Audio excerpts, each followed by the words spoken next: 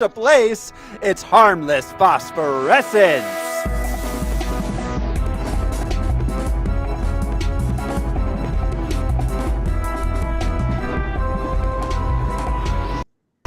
Hello everyone! My name is Thor Smiley. I preside over a little harlequinade called Harmless Phosphorescence. People come from far and wide to unwillingly participate.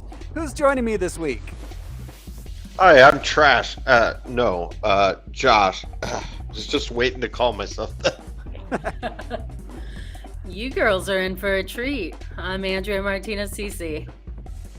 Watch out for my fingers. They make sparks. I'm Alaric Weber. And this is Harmless Phosphorescence. It's the podcast where we watch every theatrically released full-length live-action superhero movie ever made. We gather some research into the production and source material, then we tell you all about it. I just wanted to thank our guest, Andrea, this week for filling in for us. Brian is off Brianing across the continent. So Andrea graciously filled in. Thanks for joining us, Andrea. Thank you. Yeah, Welcome. Thank you for having me. I want to point out that the last time I guested was Independence Day.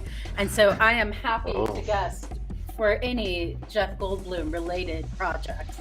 That's right. Was it? I think that was the last thing we recorded before COVID.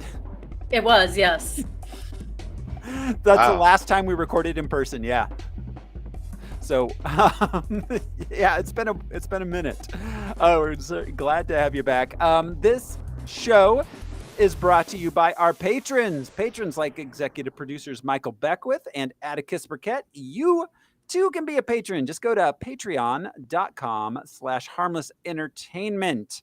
It's quick. It's easy. It's the law. Wow.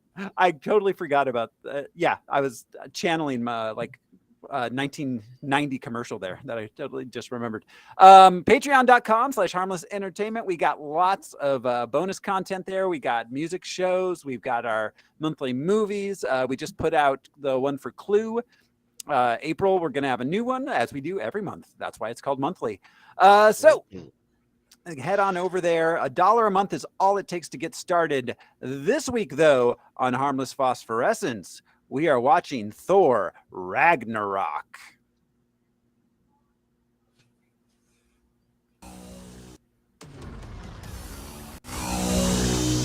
So much has happened since I last saw you. I lost my hammer, like yesterday, so that's still pretty fresh. And then I went on a journey of self-discovery, where I met you.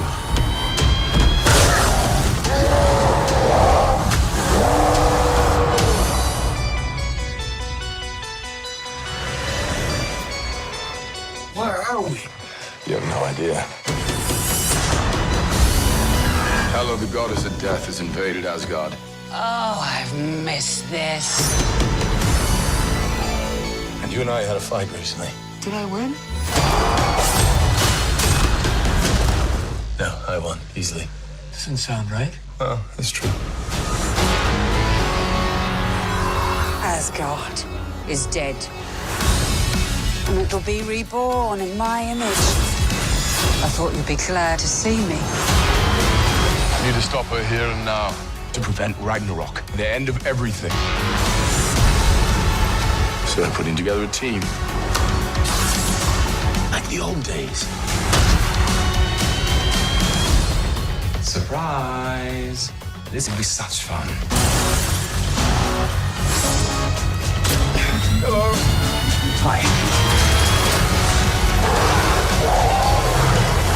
He's a fighter. Here we go!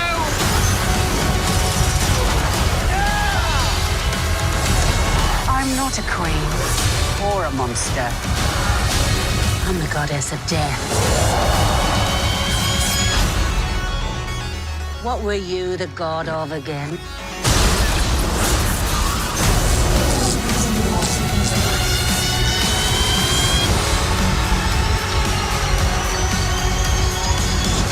We're the same, you and I. Just a couple of hot-headed fools. Yeah, same.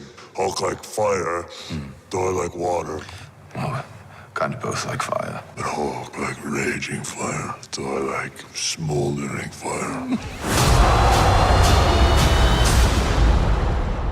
Woo! Thor Ragnarok. It was released on November 3rd, 2017. It had a running time of 130 minutes. It cost $180 million, and it took in $854 million at the box office. So yeah, medium-sized, Marvel MCU hit. Probably kind of like a top third one there. And I bring this up because I think it's time, guys, that we play the box office top 10 game. Woo!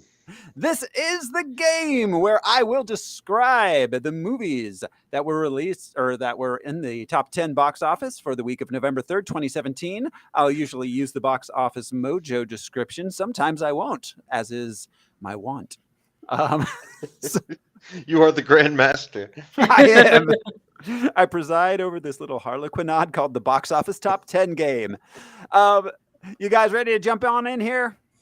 I don't know why I went a little I went a little bit fugitive there. We're gonna look at every box office, top office, back office, back office, dog office, boat office. I want to work in a dog office. All right. Coming in at number 10 for the week of November 3rd, 2017. Oh, Jesus Christ. Another one of these. All right. An atheist goes through a near-death experience in a car accident before converting to Christianity. I seriously did not know there were so many of these movies. There are. I've been looking into it for a project I'm working on. There's so many. And they're making them more now, and they are making them seem more like Hollywood productions. But then you watch the trailer and you get there and you're like, they're even using mainstream actors. Yeah. It's not all Kirk Cameron anymore. Yeah. Or Wait unknowns. a minute. There's no fire exit in this lesbian bar. Exactly. Exactly. He said Jesus an awful lot of times in this trailer. Yeah. So any idea what this one is? Let's see. I already did God is Not Dead and Heaven is for Real. For realsies. Yeah. Total realsies. It's called Heaven Can Wait. God's a pretty cool dude. This one is called Let There Be Light. And so that's how creative that niche is. Okay, so that's number 10. Number 9 this week. Based on the true story of the Granite Mountain Hotshots, a group of elite firefighters who risk everything to protect a town from an historic wildfire.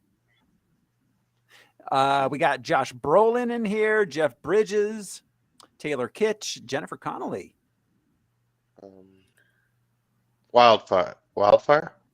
No. Yeah, I remember this. I think it's like named after like the group, like it's a number, like no. Crew 17. No. It's a very it's got a generic kind of like ellipses-esque like phrase as the title. Burn. Maybe burn. Only you. Oh, can you were prevent. you were strangely close. It's called Only the Brave. Only the Brave Die Young. Coming in at number 8. Okay. A group of U.S. soldiers returning from Iraq struggle to integrate back into family and civilian life while living with the memory of war that threatens to destroy them long after they've left the battlefield. Coming Home 2. Is this Jarhead, Hurt Locker? No. It's Dark 30. The title convention is similar to the Only the Brave one. We were soldiers.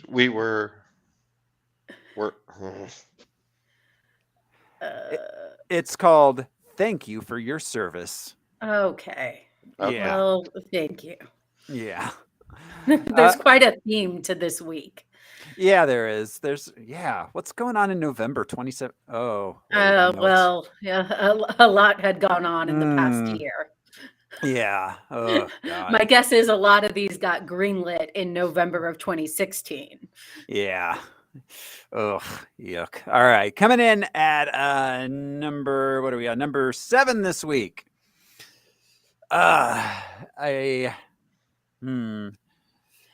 Let's see. A newcomer to a particular industry's discovery of a long buried secret leads him to track down a retired veteran who's been missing for 30 years. I had to leave out a few key details there. Not Gran Torino.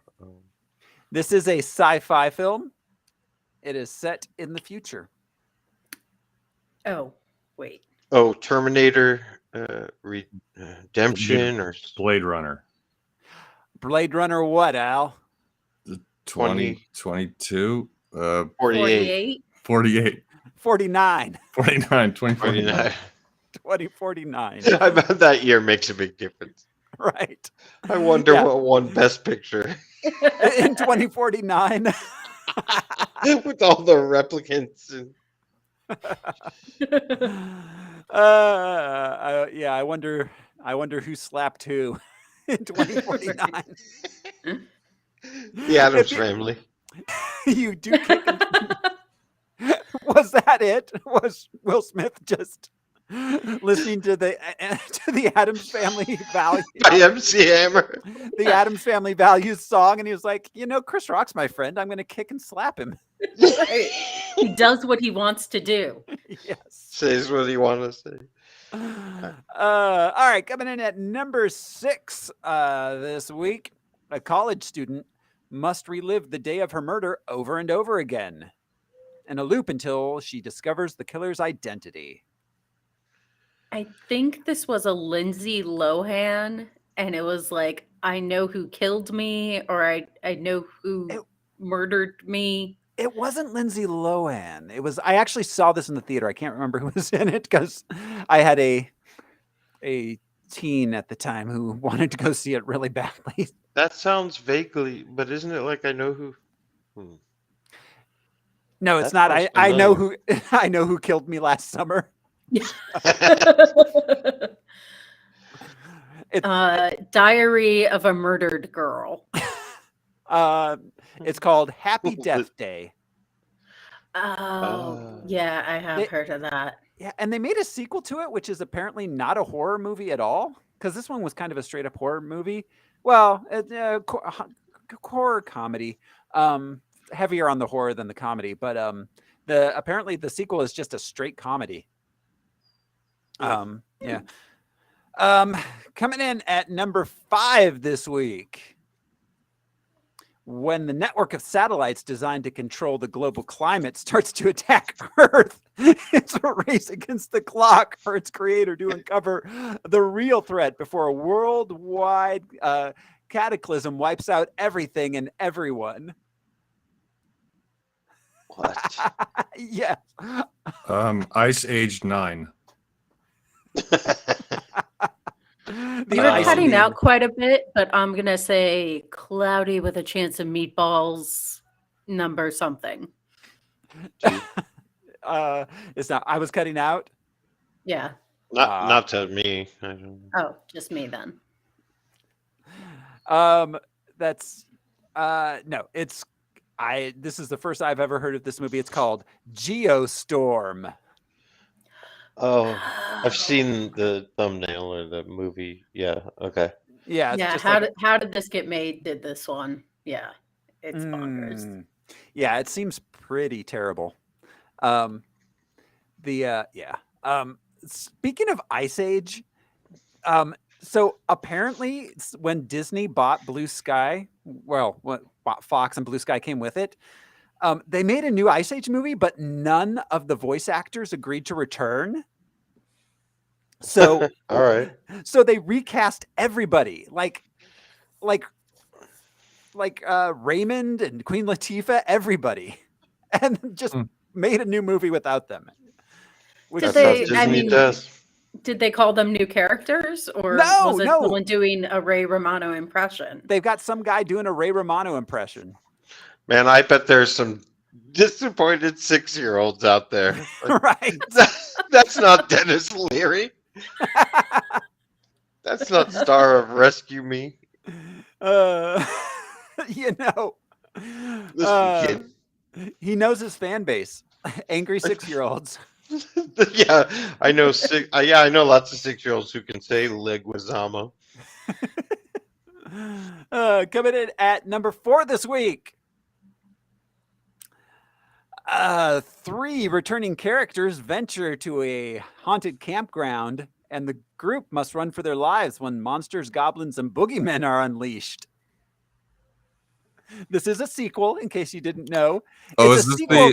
is this the Scooby-Doo movie where they just had Daphne and Scooby and Shaggy? No, it's not. Alright. It's not. This is a They sequel. didn't make that movie. Oh. They made one with just Daphne and Velma. Oh, did Yes, they? they did do that. I think it was Oh. straight. I think it was straight to streaming. streaming. But Yeah, I've definitely seen that one on the internet. Have you been looking at my search history? Everyone's. This is a sequel to a movie which we've talked about on the box office topic 10 previously. It is actually it's the Transformers. No. It's the second direct sequel, but it's Lord knows what number in a long running series. It stars, as soon as I tell you the star, you're going to know. Let's see, is there a secondary star I can mention? Not listed on this, unless I purchase IMDb Pro. Is this Shrek Halloween? No. Oh, wait, I can read this. So we've got Cassie Davis, Patricia Lovely, a few people I've never heard of, and starring Tyler Perry. Oh, Boo Medea. It's like Medea, Boo Halloween, Boo Medea gets scared. Yeah, no, Boo 2, Boo is a Medea Halloween. There we Boo go. 2. Boo's Clues. It has Tyler Perry as Medea, holding 2 machetes like Jason style. It looks insane. 2 machetes. 2 machetes. That's warlord territory. Right. Yeah, totally. That's like Beyond 2. Thunderdome style. Right. Why is he the leader? He's got fucking 2 machetes. What do you I am got? absolutely fascinated with the Medea franchise. Like, Oh my. I haven't seen a single one, but I really kind of want to.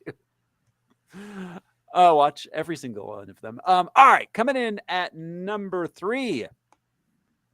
Bodies are turning up around the city, each having met a uniquely gruesome demise. As the investigation proceeds, evidence points towards one suspect, a man who's been dead for over 10 years.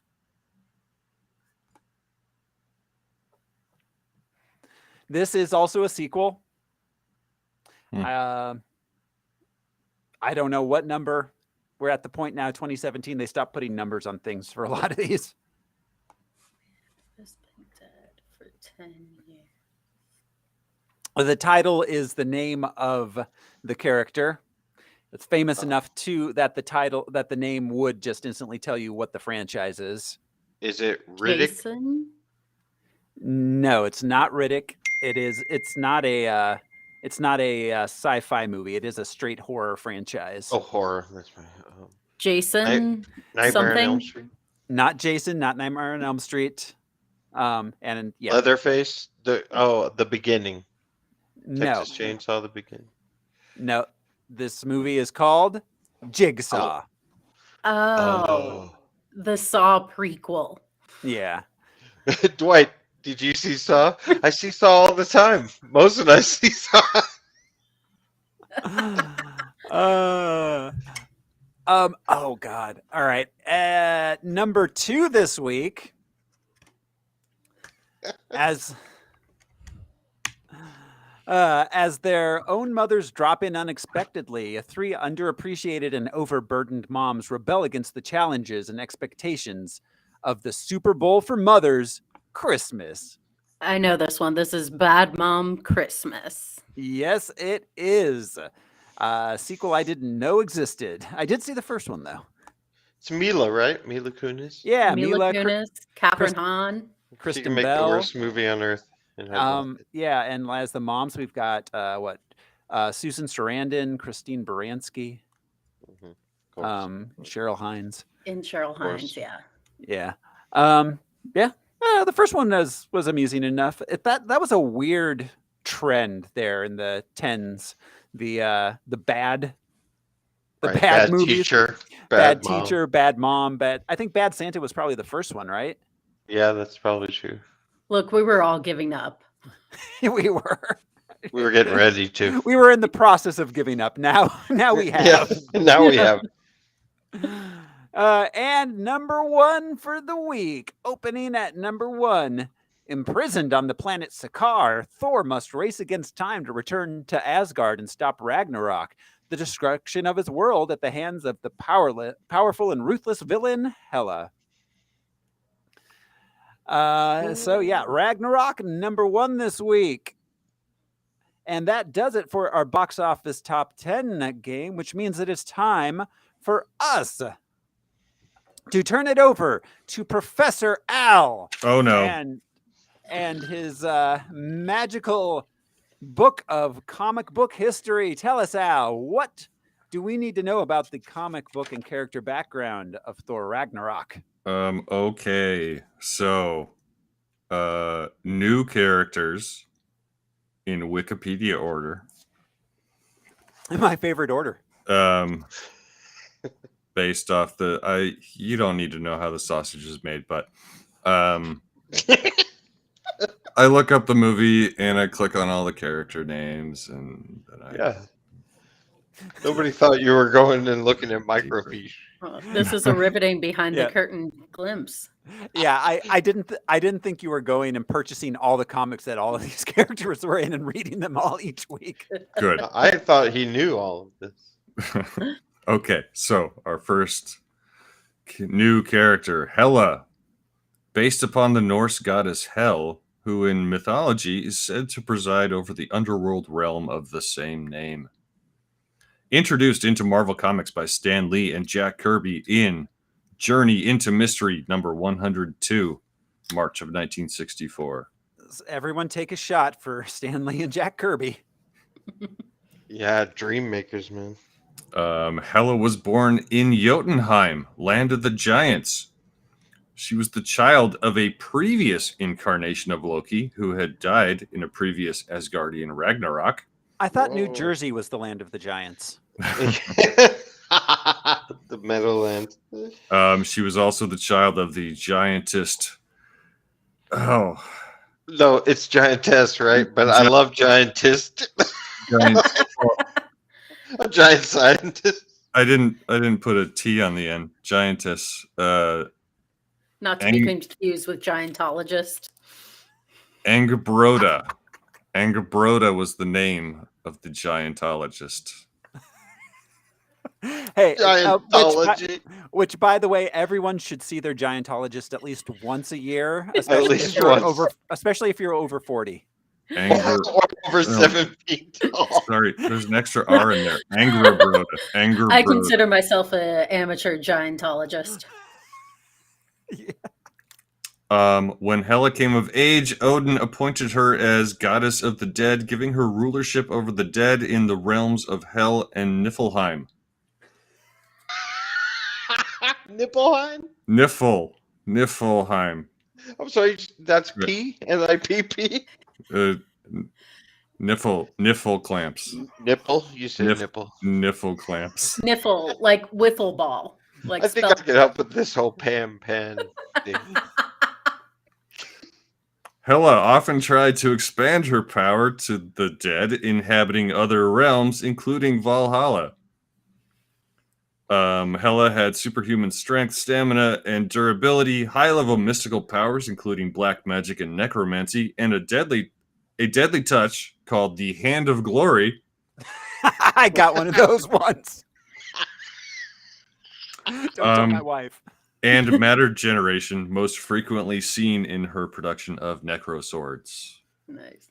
Ooh, So Necrosword. she ain't Valhalla back girl. The Necrosword is what Gore the God Butcher uses, and he's coming in the new movie. He is Love and Thunder. Which reminds me, I just saw they're making a new Crow movie with what's his face, Pennywise. Oh, Scar. Wait, Scar. we've had this conversation. I'm not Scars. Is it- Skarsgård. He's a Skarsgård, right? He is Bill? a Skarsgård, right? Yeah. Not a Sarsgård. Yeah. Not Yeah. a right guard. They said it's a reimagining of the franchise. I don't know what that means. Anyways, Al, nipples. We were Yes. discussing nipples. Nipples. The Grandmaster. Yeah. Other name, Enduigast. Enduigast. The Grandmaster. First seen in The Avengers number 69 in October of 69. Nice. Nice. Wing. Created by Roy Thomas and Sal Buscema. The Grandmaster is one of the ageless elders of the universe, one of the first intelligent races to evolve after the Big Bang. Sometimes depicted as the brother of the Collector. The Grandmaster. The Grandmaster is a user of the power primordial and over time has mastered most of civilization's games of skill and chance, his favorite being pinball. His second favorite being Magic the Gathering.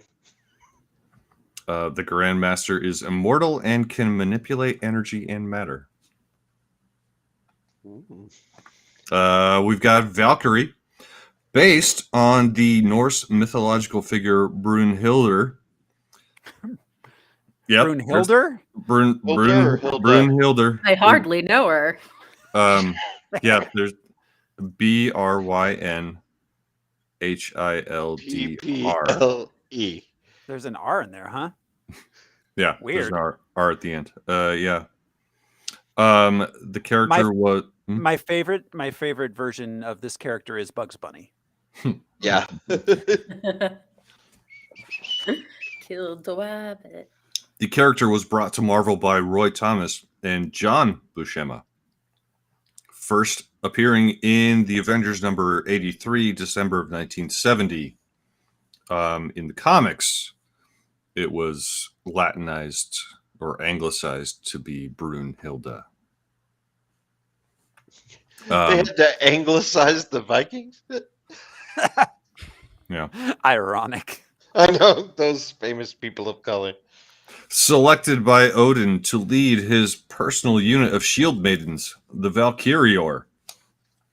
In battle, Valkyrie was often accompanied by her winged horse Aragorn and carries the enchanted sword Dragonfang. Valkyrie became a mainstay of the superhero team known as the Defenders and a close ally and one-time love interest of Thor. Yeah, that is a very different Defenders than the Netflix version.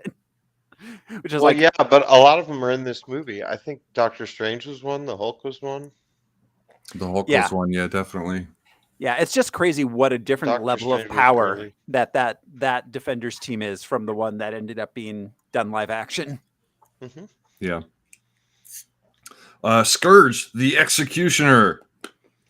First seen in Journey into Mystery, number 103, April of 1964. Brought to us by Stan Lee and Jack Kirby. Drink. An Asgardian, originally depicted as a supervillain who wields a magic double-bladed battle axe. Scourge falls in love with the Enchantress and is frequently used in schemes by her and Loki. Mm. He was a longtime antagonist of Thor and a member of the original Masters of Evil. Eventually, however, You just got the masters of evil. Like either they play metal, or Masters of Evil LLC. yeah. Right. They're not masters of creativity. Nope. Eventually, however, he would join the heroes of Asgard on a mission to Hell, sacrificing his life to delay Ragnarok and facilitate the heroes' escape, and later join the honored dead in Valhalla. Good for him. Korg. Korg is a manufacturer, a keyboard manufacturer. Right? Yeah. Created by Greg Pak and Carlo Pagulayan. There we go. First Pagulian. appeared. What's that? Pagulian, maybe? Yeah, maybe. First appeared as Korg in The Incredible Hulk, Volume 2, number 93, May of 2006, in the Planet Hulk storyline. Mhm. Having been inspired by Thor's origin story, was retconned in the next issue of The Incredible Hulk to have been one of the stone creatures who fought Thor in Thor's first appearance in 1962. Okay.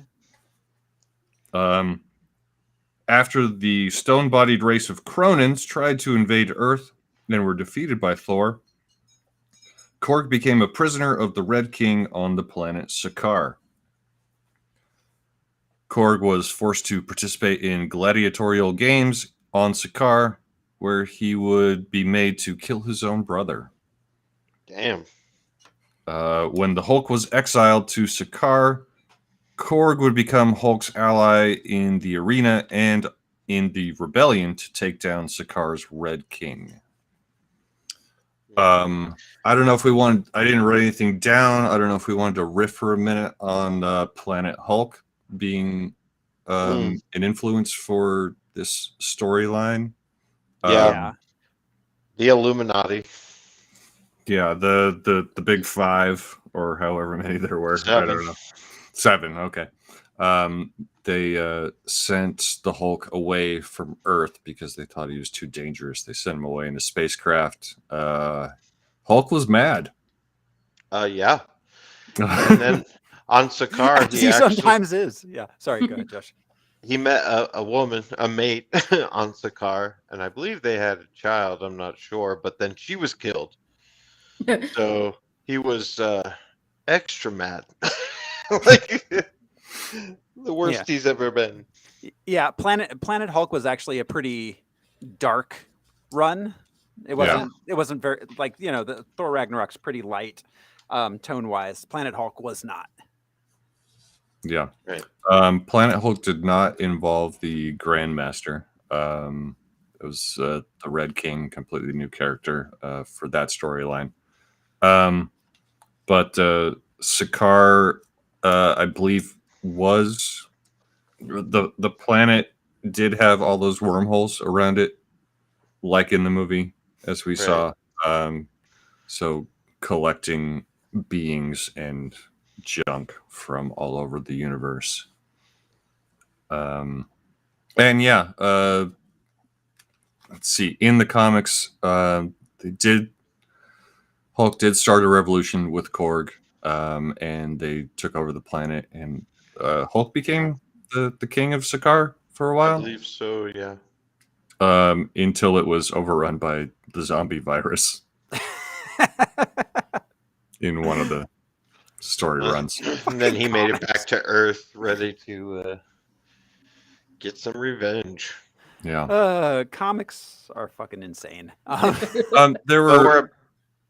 Go ahead. Sorry, there were 2 more characters. Topaz, who was the right-hand woman of the Grandmaster, and Searcher, the big demon dude at the beginning and the end, who I just didn't write anything down for them, but they were also appearing in comics.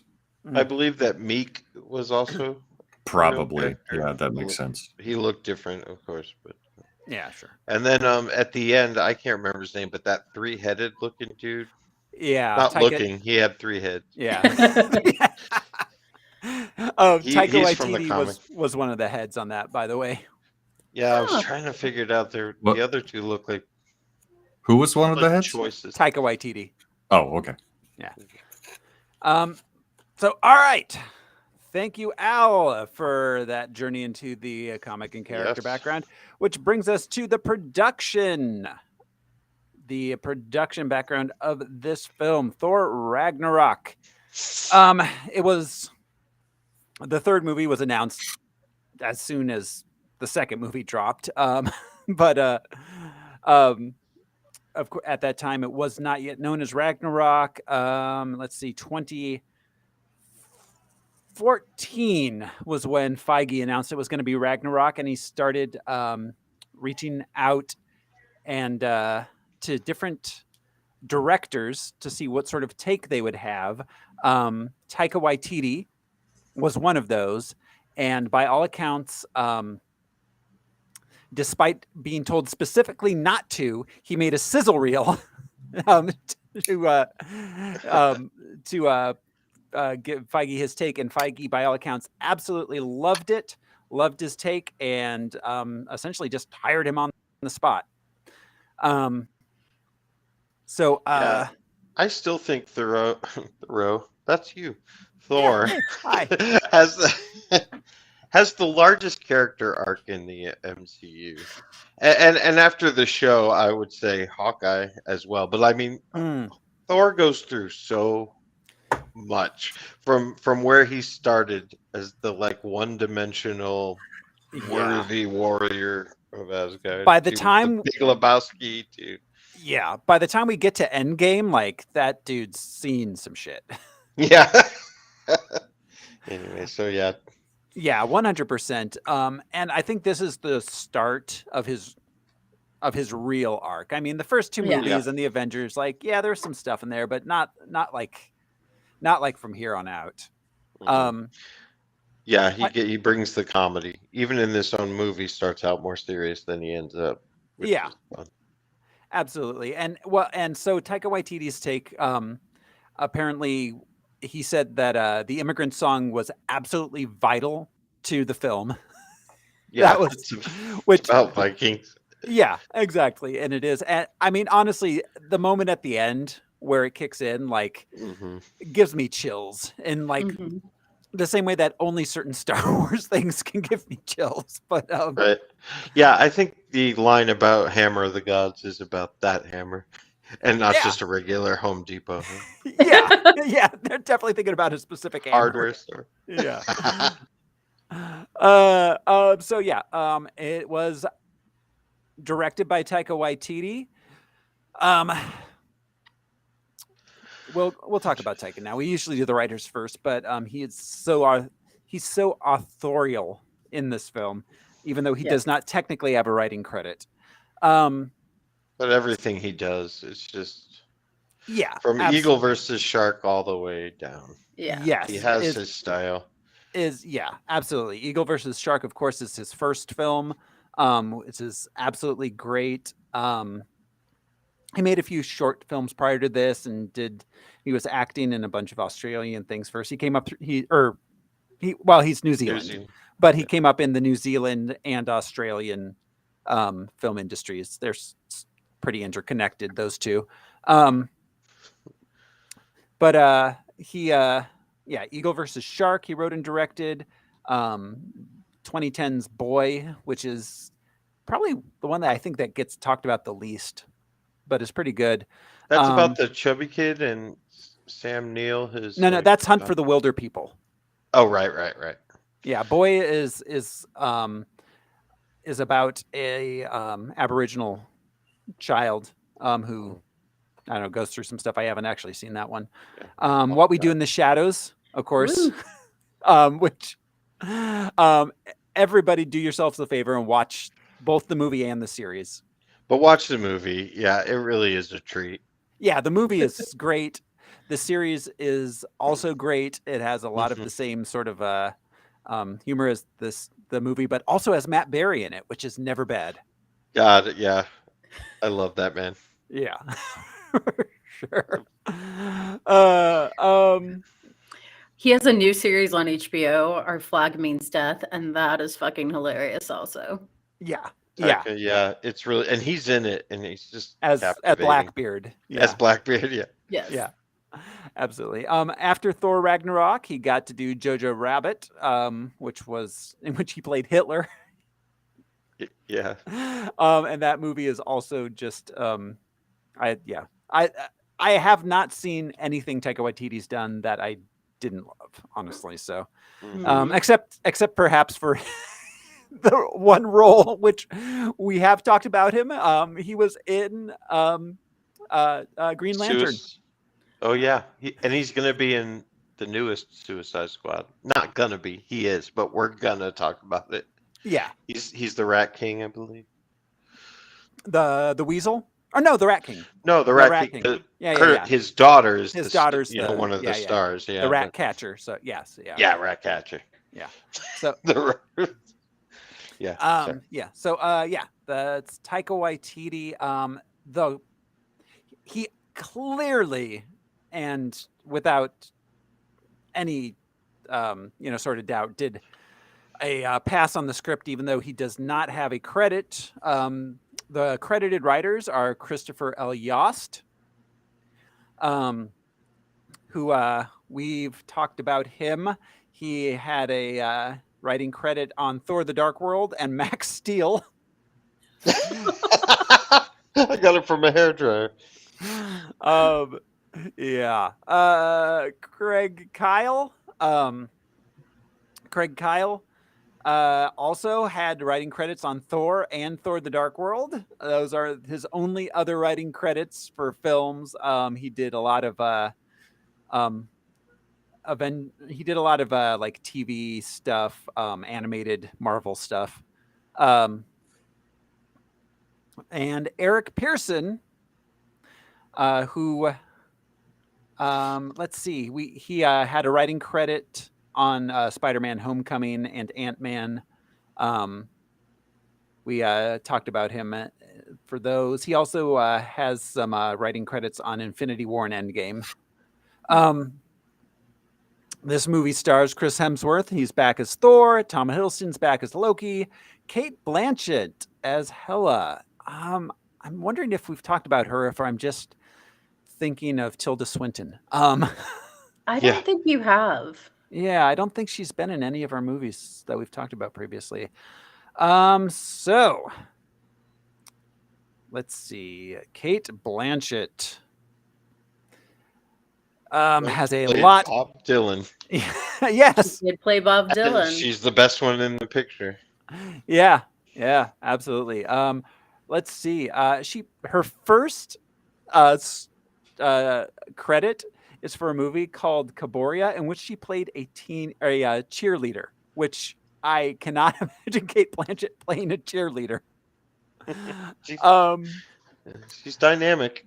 She is. Kind of her big break was in Elizabeth, although Oscar and Lucinda.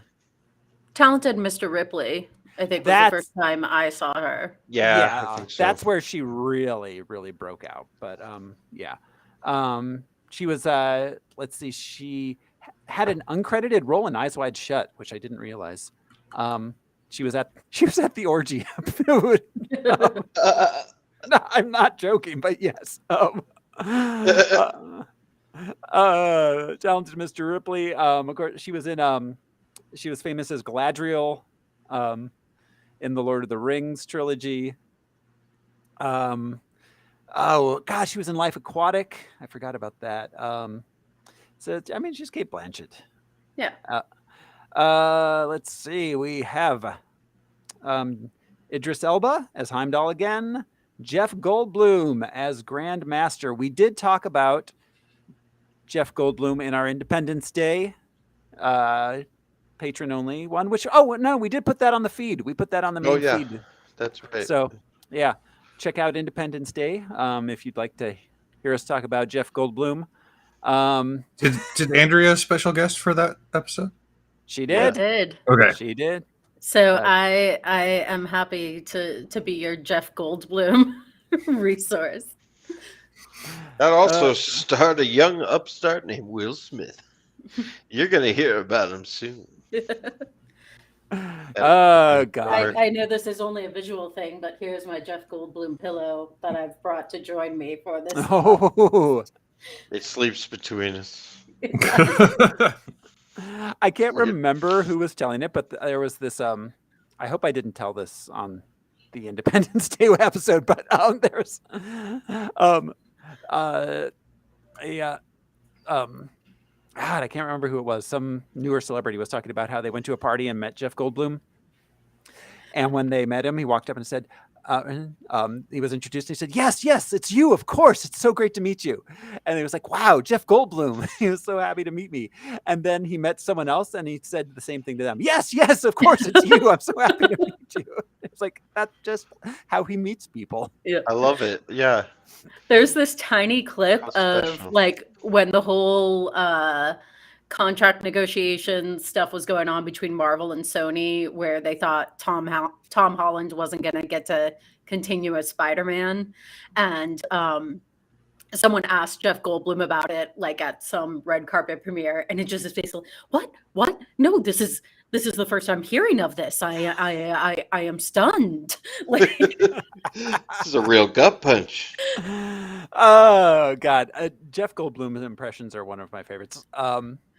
It always reminds me of Community, where Abed is like Jeff, you're Goldbluming. It's like I don't know what you mean, Abed. We've got Tessa Thompson as Valkyrie, Scrapper 142, Brunhilde. Tessa Thompson. Let's see. She kind of broke out. Oh, well, I mean, let's see. Selma, the movie Selma. This was her big breakout. But prior to this, Creed. She was in Creed. Creed. What was Veronica Mars? Oh my gosh, that's right. That's where I first saw her. I forgot about Veronica Mars. Yeah. God, it's been a long time since I watched that. Yeah, she is absolutely amazing. I love her in this movie. She's so good. She brings so much to this. It could be such a thankless kind of role. But I love what she brings to it. She starred in Men in Black International with Chris Hemsworth again after this. The two of them back together again. A movie we might one day do once if we ever do the Men in Black series. Yeah, why not? If we're doing series. Yeah, well, we might get to it someday. The first one's a lot of fun. Yeah, absolutely.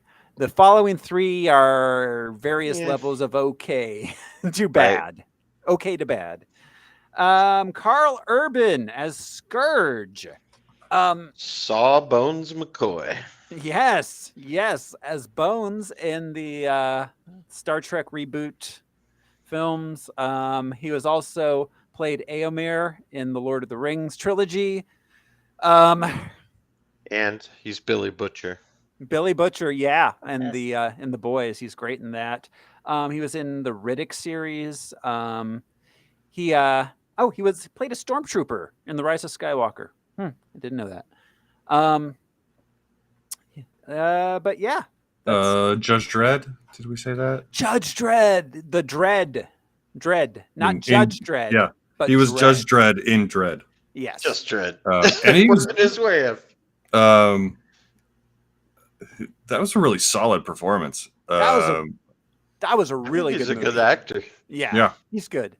I like Carl Urban in everything I've seen him in so far. Absolutely. Except maybe Ghost Ship. No, I liked him. Ghost Ship is a bad movie. I never saw it. Oh, it's a bad movie. Ship-oriented suspense is funny. Super early 2000s horror, like just bad. Mark Ruffalo is back as the Hulk. Anthony Hopkins is back as Odin.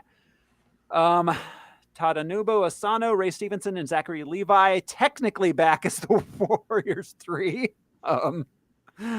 Benedict Cumberbatch is Doctor Strange. Let's see. Then you have the little pocket of cameos from their play. Yeah.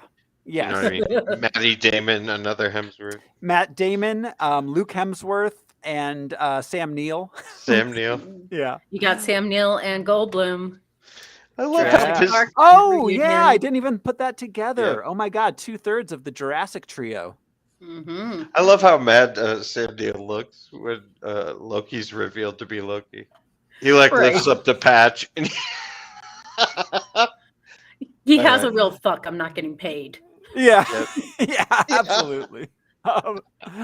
Additionally, Rachel House plays Topaz. That's the Grandmaster's second in command. Mm-hmm. She's been in a lot of Taika Waititi stuff. Yeah, she's part of his stock company. But yeah, that pretty much rounds out our cast there. Taika Waititi, of course, plays Korg and 1/3 of the three-headed dude, as we mentioned. Yeah, so that's about it, guys. This movie has 93% on Rotten Tomatoes. Bam. Deserved. Deserves it. Absolutely. You fella. I wanted to mention. So one thing Taika Waititi really brought to this is this movie is really about colonialism. There's a lot going on with that. In fact, the ships, the Grandmaster's Pleasure Cruise and Valkyrie's ship, both are in the colors of the indigenous flag and the Maori flag. Yes. There's a lot about, people, Hela and Odin obviously were colonizing the Nine Realms. Mm-hmm. And that little, the Grandmaster, even though it's true, doesn't want them to be called slaves. Exactly. No, Yeah. don't make me deal with that. She's like, fine, the prisoners who have jobs. Exactly. Hela comes But you know back. what I mean? The British and the Dutch. They Right. were so brutal, but they didn't want to admit they were brutal. Right. Exactly. Yeah. So that's something that really, really runs as an undercurrent throughout this entire film, which is outside of that a very, very light film as far as the tone goes. Yeah, I've heard that. Both Taika and the cast have said that there was a lot of improvisation, which is also why Taika should get a writing credit. But yeah, just a lot added past what was written on the page. Absolutely, and you can tell just how natural all of the performances are, which is not They really something are. you get in a lot of Marvel films. Yeah. I think another thing that he brought to the MCU is a color palette. Like this movie is so bright and beautiful. Like it's just so bright. Yes. Rainbows everywhere. I love the two-tone rooms. And then the little suite where he's watching the battle. It's all like the walls are Kirby, sort of, space machinery, New Gods looking kind of. Yeah. It made me want to do it. Go ahead, Al. It wasn't until like the credits started rolling that I got a Wonder Woman 84 vibe. Yeah. But the colors. And it is mostly just because of the colors, not because of the time frame or anything. But yeah, just how colorful it was. The colors, and there's very much an 80s sci-fi aesthetic to a lot of it. Yeah, there's even earlier too, like some Buck Rogers and some old Battlestar Galactica. Yeah, that too. Yeah, but like the 60s idea of the future, but not in a hokey way. Yeah, like Jetsons. Logan's Run. Yeah, retrofuturism. Yeah. But there's that, and then there's like the literal like the title credits are very like 80s sci-fi, and it has that kind of synth soundtrack to it. $6 Million Man. Yeah, absolutely. So, but all right, well, are you guys ready to jump into the film? Let's rock and roll. I was waiting for someone to say it. Ragnarok. I don't know. I mean, I could have said something, but I'm the stupid Avenger. Here we go. Sun's This- getting low. I loved all that. I All do right, too. here we go. This is Thor Ragnarok. We open with Thor in a cage. It starts like with a fake out with some perceived fourth wall breaking, but he's actually just talking to a skeleton about what he's been up to since the last Avengers movie. Which is also a great recap because, like we said, the tone of this Thor movie is so different from the other Thor movies. And it's definitely one of the MCU movies that you could get someone to watch who hasn't watched any of the MCU movies. And so, like, he does a real quick previously on Thor. Yeah. Yes. Yeah. Oh absolutely. no, Thor's in the cage. How did this happen? Yeah, it was great. It was similar. I felt it was similar to the first Thor movie, just because I found that to be lighthearted and fun. Then Dark World happened, and things got dark. But right, that bravado that he had in character. Yeah. I mean, it does have more in common with the first one than Dark World. But this took it to the next level. I mean, I just found this to be such an immensely better film in general than the first Thor. Yeah. Same. Yeah. So, all right. He's chained up. He's brought before Surtur, or falls before Surtur. Oh, and we didn't mention this, but that's Clancy Brown, Mr. Krabs, and Shawshank Redemption, and we know who Clancy Brown is. Yeah. As voice actor extraordinaire. I mean, face actor too, but yeah. Face actor. That's what we should call them from now on. Face actors. Face actors. Voice actors and face actors. Yep, it's in forever. About the tone, it establishes right away because of the very serious, the son of, and then the son of a bitch. And the spinning around on the chain. Wait for it. So good. Yeah. That's so good. Oh wait. I'll be back in a second. And then you'll be as big as a house, a mountain. All of a sudden, it's not intimidating anymore because he has to correct him. Yes.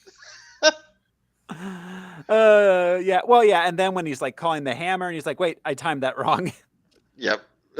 But so Surtur reveals that Thor's father Odin is no longer in Asgard. He explains that the realm will soon be destroyed during the prophesied Ragnarok, once Surtur unites his crown with the eternal flame that burns in Odin's vault. Thor frees himself, defeats Surtur, and takes his crown, believing he has prevented Ragnarok. Oh, Surtur has a line. I am Asgard's doom, and so are you. Yeah, some foreshadowing. Yeah. There's a lot of good foreshadowing in this movie, actually. Yes. No, this movie. This is. It's tight. It's a tight movie. A really good movie. By any standards. Yeah, absolutely. Just as a movie, it's very good. Comic book, MCU or not. Some of the best face actors in the business.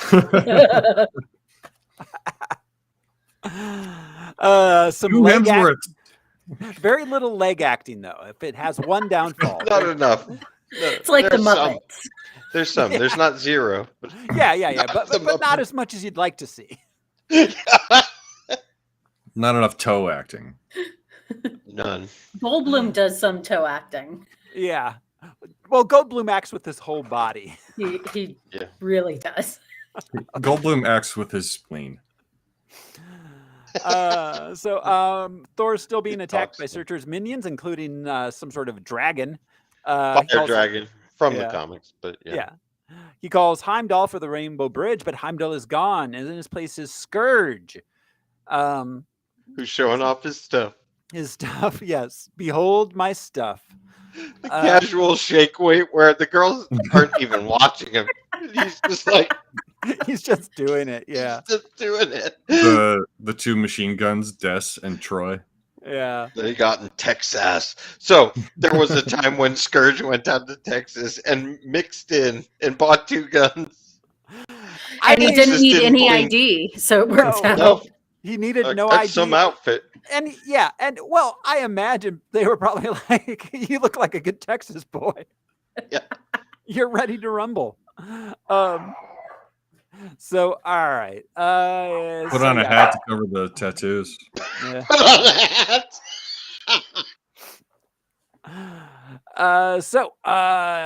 Anyways, if he finally gets the Rainbow Bridge going, and Thor arrives along with the severed head of the dragon.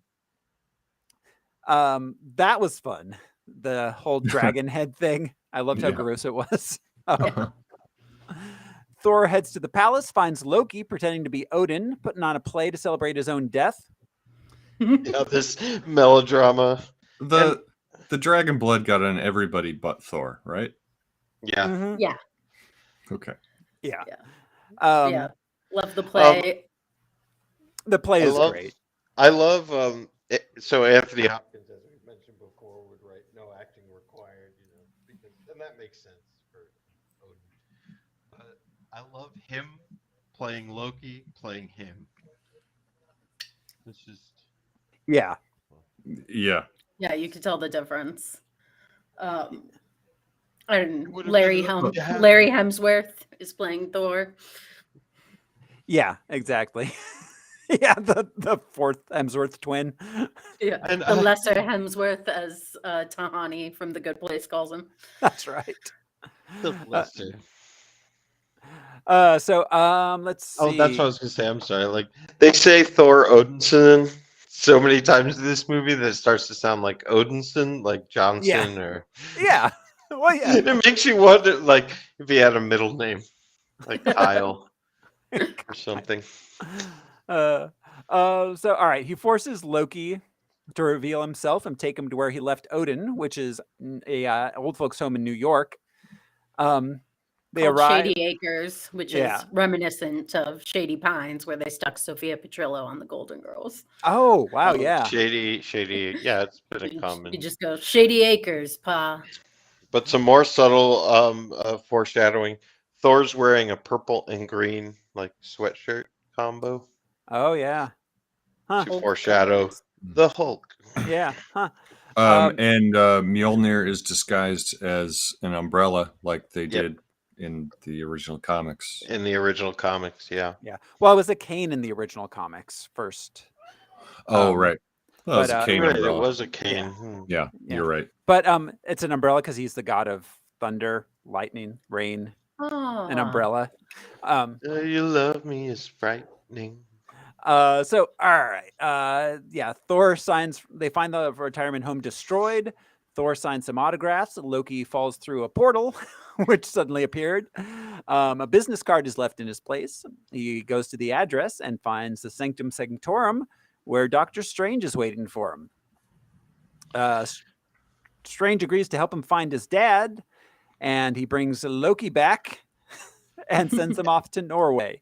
So I loved that they called that joke back recently in No Way Home, where Oh. it was Doctor Strange is dangling over the Grand Canyon, Mm.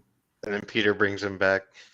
Yeah, but I've been falling for 30 minutes. That was pretty a funny. great joke. Yeah, absolutely. And all the teleporting around the mansion and And Thor- the soon to Thor be spilling running his joke beer.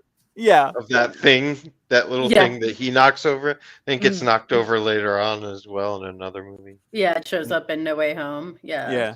There's another foreshadowing moment because he needs the strand of Thor's hair, and Thor says, "Wait, my hair is not to be meddled with." Yeah, that's a good point. Originally the scene with Odin took place in New York. Odin was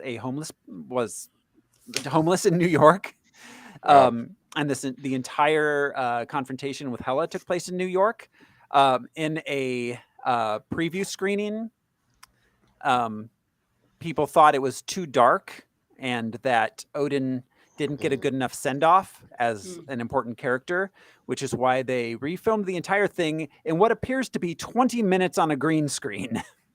Yeah, with a like Shay's lounge made out of rock hmm that he's sitting on, but it has a back. It's like one of those fainting couches from the Yeah. Victorian. Yeah, Anthony Hopkins like showed up and they like glued a beard on him and he's like, "Hey, I got 30 minutes. Go."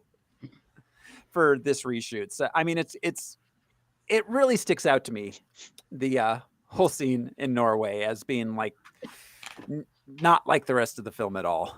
Yeah, a little tacked on. Very tacked on. I mean it was a But it was reshoot. important for him to say the Asgard is not a people or not a Wait. place. Oh, he says that later. That's right. He does, but I mean obviously it's important, but like I don't think they even got Kate Blanchett. My understanding is that she didn't show back up for the reshoots. They just digitally cut her out of the New York shots and put her into this Yeah. Norway scene. Fair enough. Perfect. Because it looks bad. It looks really bad. But they find Odin. He tells them he's dying. They have a sister named Hela who's he's kept imprisoned for millennia. She's the goddess of death, and she's gonna arrive as soon as he dies, which is right now.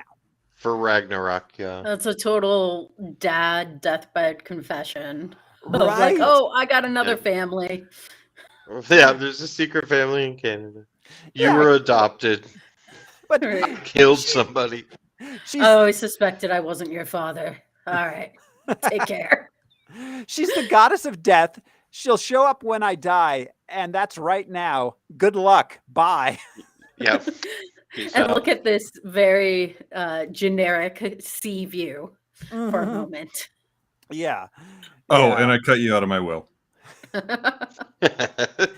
But this is Little information that would have insurance. been useful to them at any point prior Anytime. to right now. Anytime. Right. Like a little bit of notice would have been nice to know that the goddess of death is going to show up and try to kill us all and enslave the universe the second you die, Dad. Yeah. I didn't want to Sorry. upset your mother. Well, great. She's been dead for 3 years.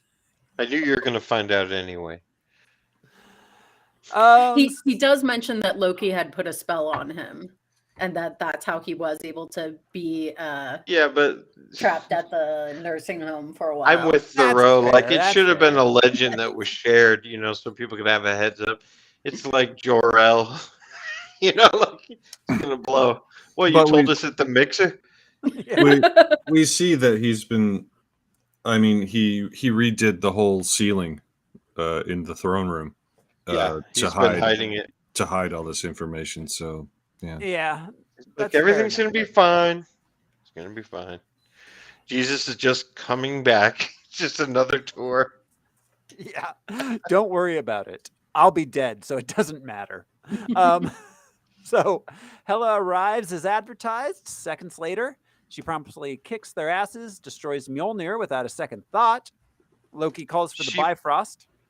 Yeah, she fights in the Bifrost. That's Yeah. so rad. Yeah, Hela follows them through the Rainbow Bridge, throwing them out of it into space as they travel back to Asgard. Arriving in Asgard, Hela immediately kills 2 of the Warriors 3 and takes Scourge as her sidekick. You look like a nice boy with good survival instincts.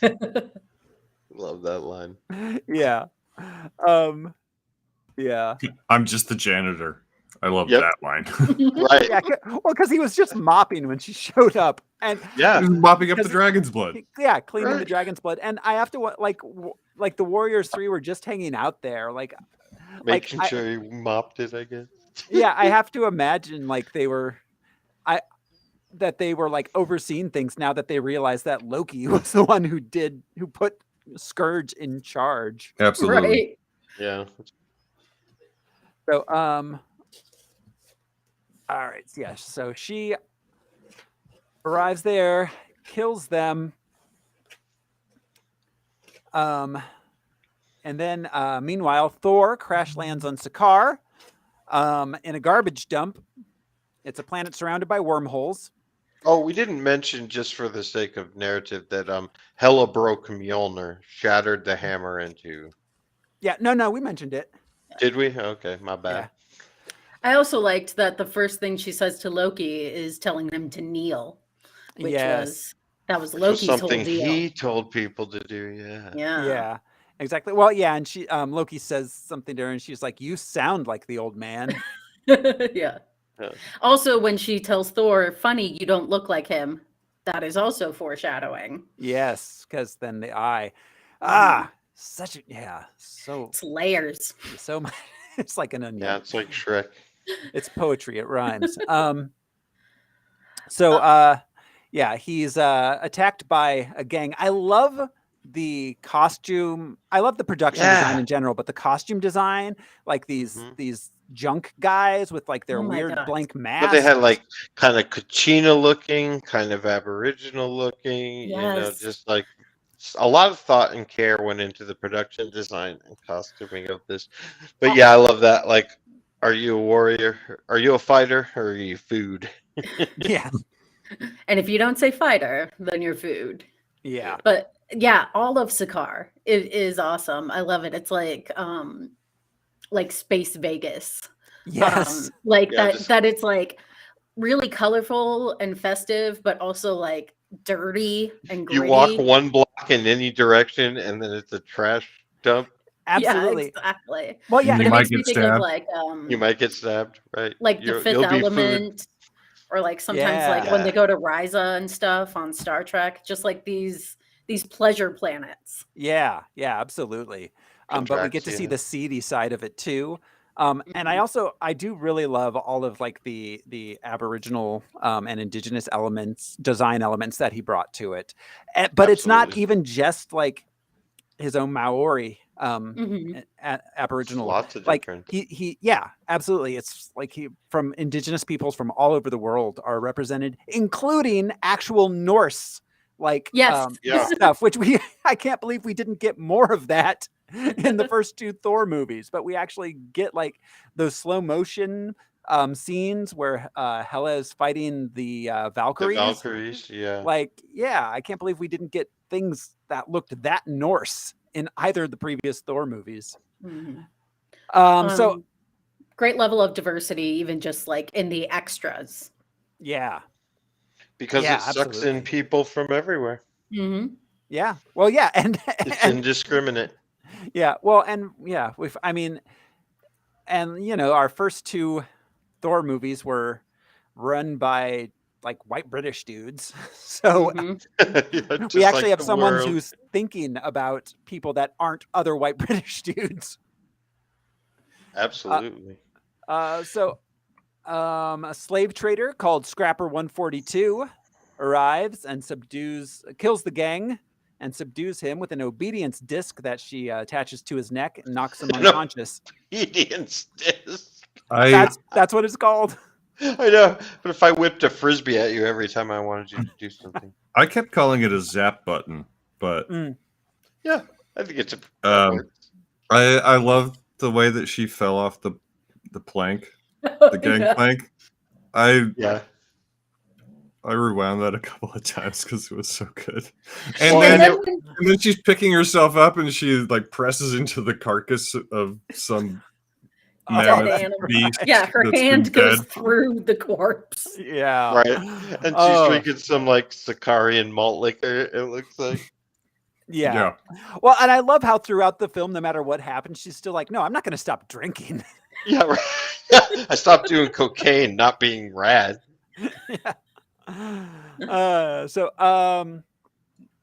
Then back in Asgard, Hela defeats his army and kills Hogun, the third of the Warriors 3. Thor wakes up in his crazy And Willy all those Wonka- other dudes, Yes. Yeah. so many, uncountable. Yeah, she defeats Asgard's army. She says, "I thought you would be happy to see me." Well, then he's like, I don't know who you are or where you're from. She's like, seriously? Yeah. Were you listening? I just said. It's like in Zoolander with David Duchovny. So what does it mean? Are you serious? I just explained that. That was actually an ad lib Yeah. because apparently Ben Stiller forgot his line. And so he just repeated that and then God. David Duchovny rolled with it. Beautiful. So all right. Yeah. Meanwhile, Thor wakes up on his Willy Wonka chair. To That was- Willy Wonka song. Yeah, It's yeah. World of Pure Imagination. Mm-hmm. Yeah, which I have to. That I wonder if that's diegetic music and not part of the soundtracks. That means that Pure Imagination is known on Sakaar. Right? Just the Sammy Davis version. Yeah. Oh no, wait, he did Candyman. Ah. I'm trying to find the voiceover who did that. That but- yes, I forgot to look at. I meant to check the credits, but I No, forgot. I went find on it. a rabbit hole and could not find.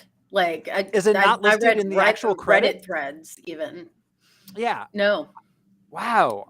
I want to it's- know who that is. Yeah, I'm on IMDb right now, but yeah, so even toned and young, but like, this is your new home. Yeah. And what is Sakaar? Yeah, It but was also yeah. kind of like the little in Jurassic Park, the little seated like, I'm Dino DNA, kind of, you know. Yeah, like, yeah. It had we'll that have kind a of multimedia presentation, tell you where you are and what's going on, Yeah. instead But of that- someone standing in a room. It's good. It's good direction. It is. But yeah, that voice actress was so distinct, and I So distinct. no idea. No No idea. Yeah, idea. I'm on Yeah, IMDb not now. listed. I don't. She's not on there. It's not. No. It's not listed. I have no idea. I could not find it. And neither could Andy. So, Mm-mm. all right. He meets the Grand Master. He's being sold to him by Scrapper 142 to be a gladiator and fight the Grand Master's champion. And we find out that's pretty much all the planet is for. Yeah. And it's a giant Colosseum, Roman Colosseum. Mhm. Sorry, I too am looking at IMDb and I realized that there was a character named Beerbot 5000. Nice. I knew a guy like that. Yeah, Me. I was gonna say his name was Weedy. Yeah. He's sober now too. Yeah. All of Jeff Goldblum's face acting in this scene. Oh my god, the All way of his his hands. nonverbal. Oh my god! the way Like his He's his doing a eyes lot of dart hand back acting. and forth, and yeah, when they wheel He's him threatening. forward and he just does this slow snap for no reason while he's wagging. he's his thinking of foot music, with 'cause he his has his band. toenails. he's Yeah. like constantly swaying slightly. Yeah. Oh my god. Like when he's just like trailing off instead of saying his age, but he goes through several different expressions. Yes. Oh my god. Yeah, he was amazing. So, on the Grandmaster's tower, there are some faces. Yep. There Beta was- Ray Bill. Beta Ray Bill, the Hulk, of course. Let's see. We also have Man Thing, Ares, By Beast, Fin Fan Foom, the Nightcrawler, not X-Men Nightcrawler, but the other Right. one, the Nightcrawler. That's all the ones that I could find Wow. listed. I think I that's didn't all know of them. those other ones. Yeah. That's cool. So let's see. Thor discovers that Loki is now part of the Grandmaster's court. He's been there for a few weeks. He's like, I didn't get a chair. Where's your chair? Just like brothers. Yeah. Why aren't you in a chair? Loki refuses to help Thor escape. Thor gets sent to a gladiator holding room where he meets a rock guy named Korg and his bug friend Meek. They're also they're the warm-up act, the warm-up fighters. And he tried to start a revolution, but he didn't make enough pamphlets. The only So I people that wanna- came were his mom and his her boyfriend who he hates. So I want to point out, so Big Korg rock. notes that he's made of rock, and you don't need to be intimidated by that unless you're made of scissors. Yeah. Rock, paper, scissors joke. And so one, his best friend is Meek, who is made of scissors. But second, Korg got imprisoned because he led a revolution, but he didn't print enough pamphlets, Whoa, thus so meaning he paper- was defeated by paper. Yes. That's fucking brilliant. Wow. Wow. He's like, it's not a real regular circle. It's a freaky circle. It's a freaky thing. And I'm sorry, every time Meek does like moves with his swords, it's just so funny. Taika He's got Waititi, swords for hand. Taika Waititi did the motion capture for Meek also. Oh, awesome. It is hilarious. There was someone else. So he did Korg, he did Meek, he did The at least three-headed, one of the three heads. okay. There was another one still. Surtur. He did the most. Oh, for okay. Surtur. Nice. The So way he's sitting on his throne like a fucking dude in the 70s wearing a bathrobe. yeah, absolutely. Back in Asgard, Hela reveals she was the leader of Asgard's armies. Asperg? As- Asstown? Asgard, Asgard, the Lord of Thunder. Yeah. We didn't mention that he melted his cousin Carlo. The melting. Yes. He's all, your pardon. Oh, God, thank God. But pardon Thor's from life. reaction, it's one of the most sincere reactions from a superhero ever. Just like, oh my God. Yeah. 1 second ago, he's the god of thunder, and then he's like, what the fuck? And not to mention when the voice is telling him, "It's like you are now meeting the Grandmaster," and he just screams, Yes. and then just shows up in a room.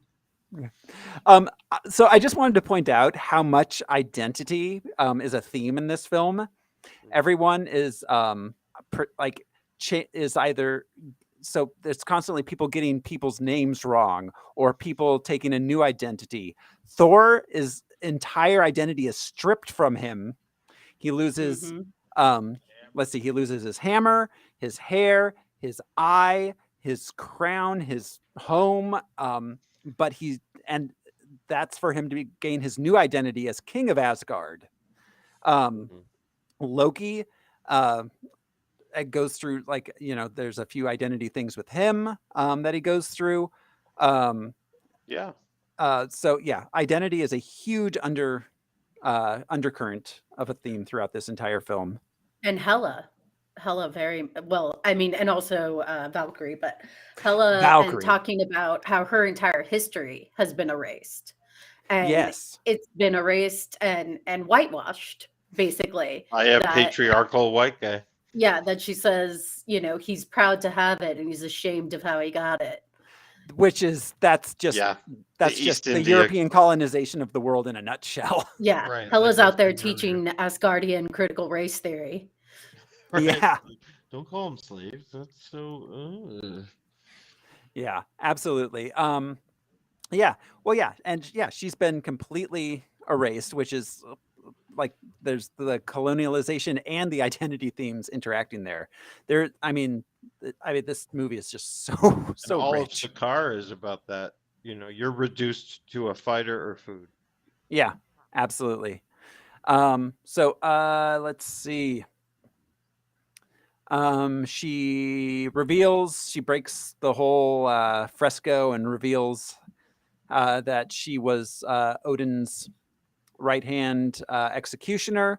She then rates Odin's treasures and resurrects the ancient dead who once fought with her, including her giant wolf Fenris. He's from the comics. Yeah. I love the way she goes through his treasure room. She's like, fake, weak. That's cool. Right. Well, yeah, because that explains, because we saw the Infinity Gauntlet in was it Dark World or was it the first Thor movie? I can't remember which one. I think the first. It was, yeah, we saw the Infinity Gauntlet. So the whole like fake. Yeah, it was like a retcon, but a fun well, moment. and if I'm not mistaken, I didn't pause it, but I think I saw in one of the like fan Easter egg videos, but that it's even the wrong hand. Oh, huh. That's funny. Yeah.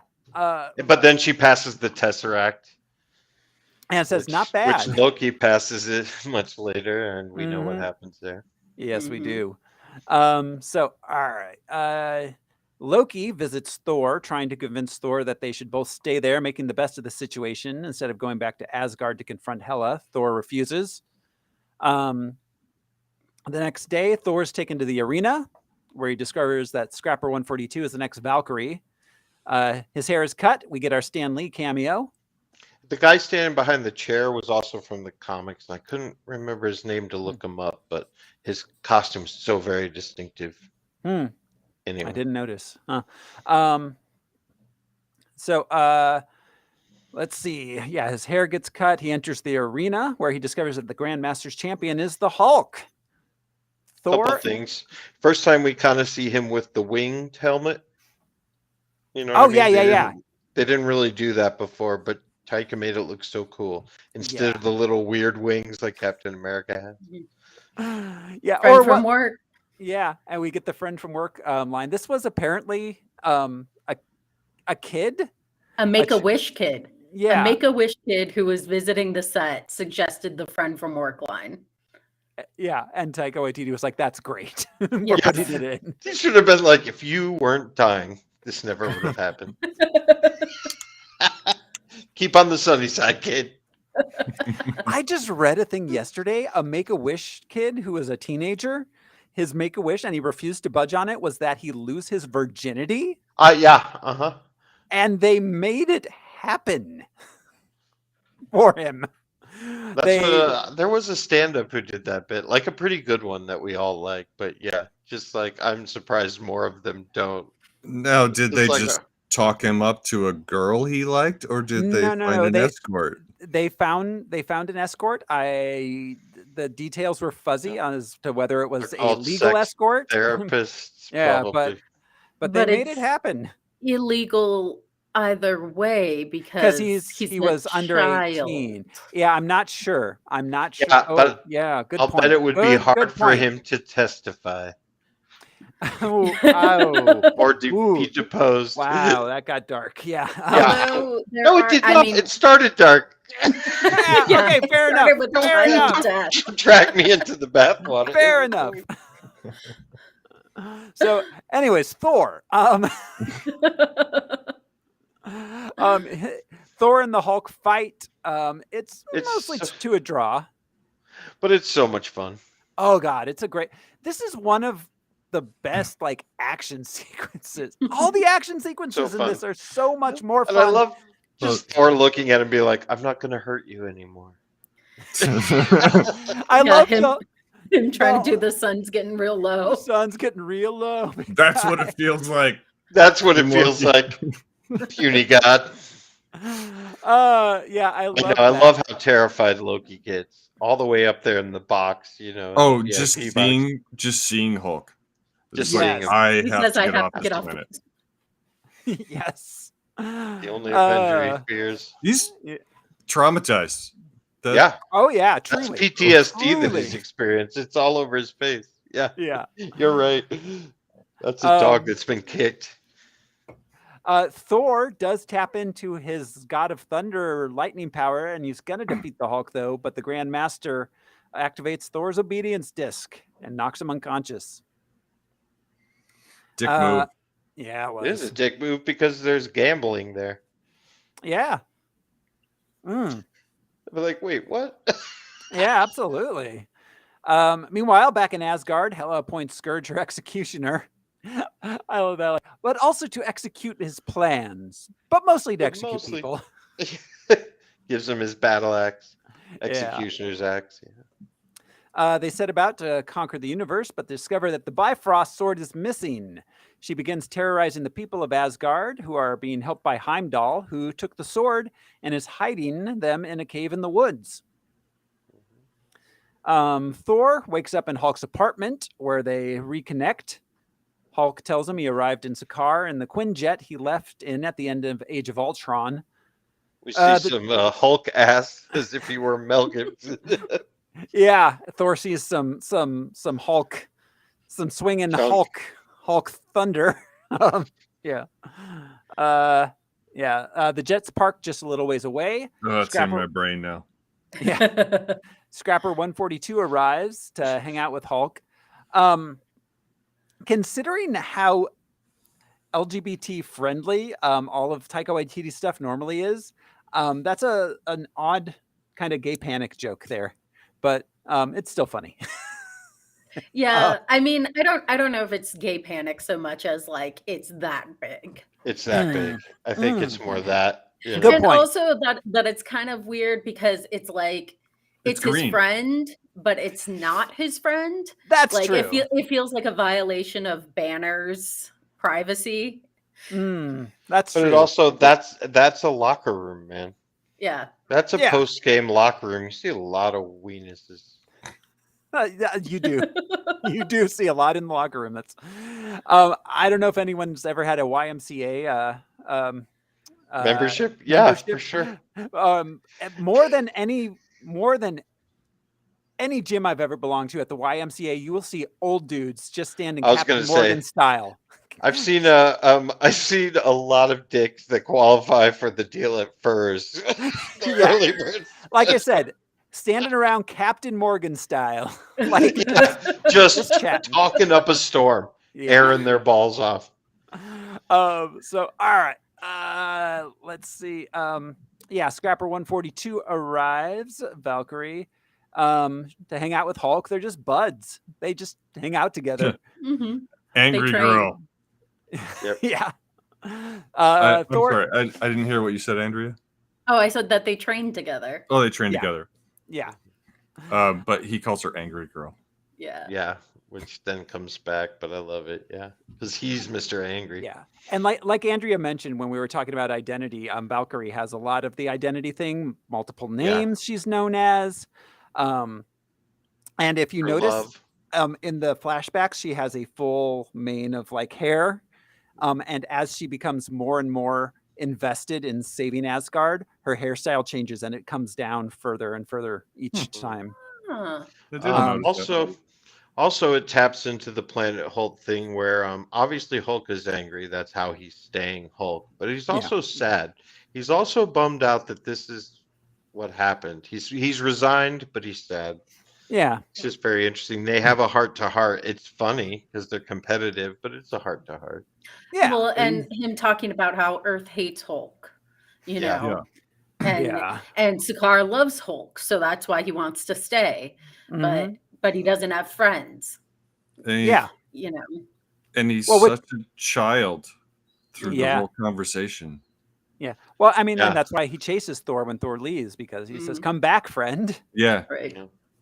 I guess then smoldering was one of Hulk's vocab words, though. Yes, Because smoldering fire. Yeah. he says That's things a- like Hulk's sad, but then he's like smoldering fire. Yeah, but well, Yeah. just like in the comics, through time, Banner and Hulk, Well, yeah. married. And as we see in a couple movies from now, we get the Professor Professor Hulk. Hulk. Yeah. Yeah. So. And I was just thinking, Adam, like even from the beginning in the first Avengers movie, they have that containment pod cell thing for the Mhm. Hulk, like in case so they already ahead of time were thinking of ways to deal with the monster. But then it's Thor that gets stuck in it. Yeah. Kind of interesting. Yeah. So, all right. So Thor telepathically contacts Heimdall, who tells him what's been going on there. Heimdall tells him to go through the biggest wormhole in Sakaar to get back to Asgard.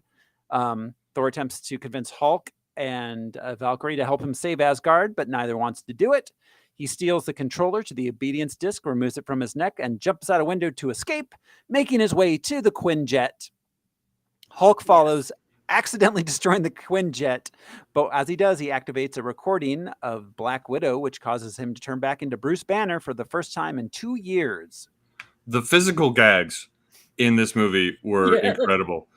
When Yeah. Thor From throws Hogak. the ball at the window and breaks it a little bit, but it bounces back and hits him and knocks him down.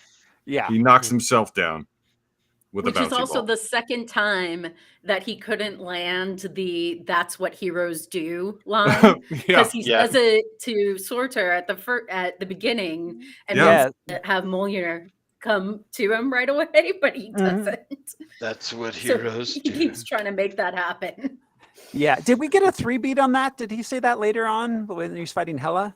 I can't remember, honestly. Or talking to Loki at the end, because this is the movie where Loki decides to be more hero Mhm. than mischievous. Oh, maybe he does say it to Loki. But Maybe. I'm not. I don't have the scene in mind, but yeah. that would make Yeah. sense. Yeah. But Oh yeah, I bet he does. But I also love how every single action sequence Thor is in gets undercut. He loses every single time. He knocks himself out. Every single heroic moment gets undercut until the one at the end, At where the he gets end. the full on badass hero moment. Yeah. So, all right, Bruce starts freaking out. Thor tries to convince him to help him fight Hela. He doesn't want to do it. So Thor and Bruce disguise themselves and make their way through a Hulk parade. Tony and Yeah. the Gypsy. Tony and the Gypsy. Like, Tony wears his pants really tight. Yeah. I think Tony and the Gypsy would be a great like novelty folk band about Yeah, MCU. it would. Yeah, But I love that Bruce, he has no memory. He doesn't even know what Sakaar is or any of that. So his confusion is so sincere. I love it. I love his outfit with the Duran Duran shirt underneath the suit. Like, that's Girls such on film. a Robert Downey Jr. look. Right.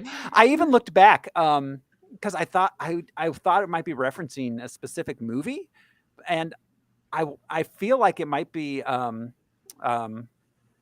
the Less Than Zero, but I could not find Robert Downey Jr. wearing that specific.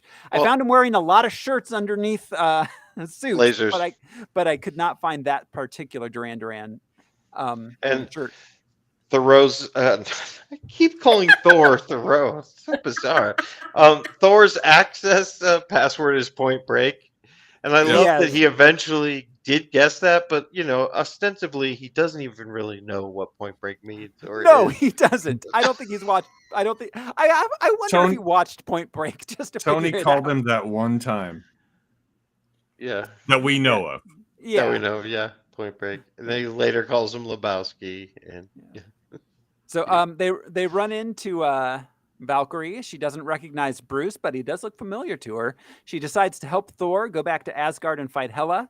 And she's taken Loki as captive because the Grand Master alerts the public, and he puts a reward on their heads, and he sent Valkyrie and Loki to find Hulk, but Loki uses his power to make her relive the deaths of her Valkyrie companions at the hand of Hela.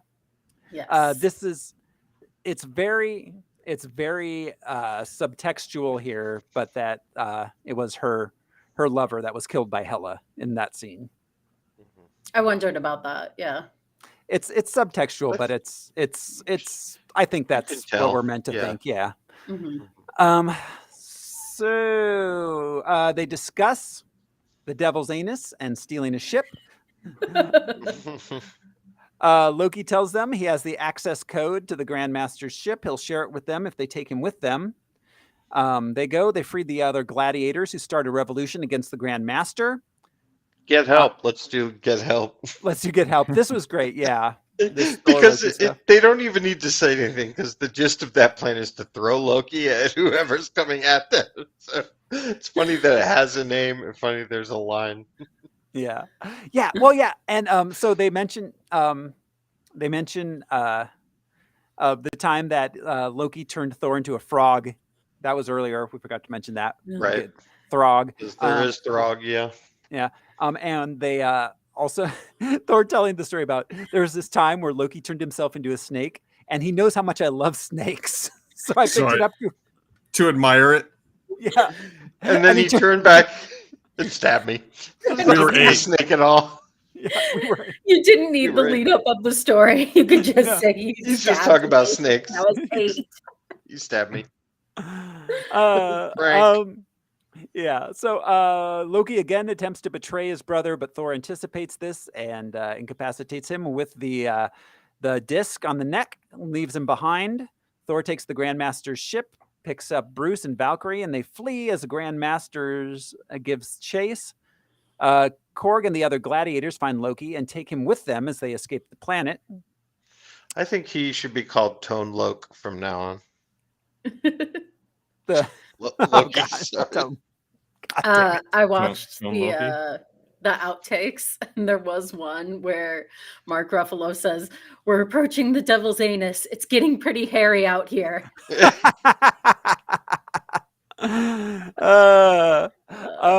Back at Asgard. Also, I forgot to mention that when Hela had asked everybody to kneel, that I don't know, she was a real Zodis at that point. Oh, yeah.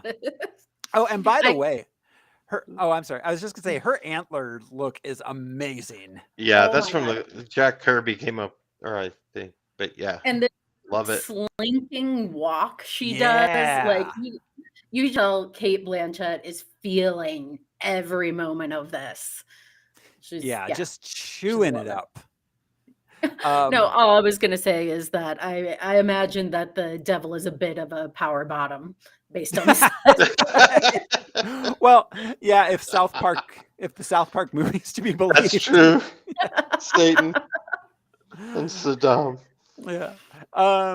Back in Asgard, Scourge and Hela terrorize the citizenry into telling them where the Bifrost sword is. They go to attack Heimdall, but Heimdall takes the people and escapes out the back door. Meanwhile, Thor, Valkyrie, and Bruce make their way through the anus and arrive at Asgard.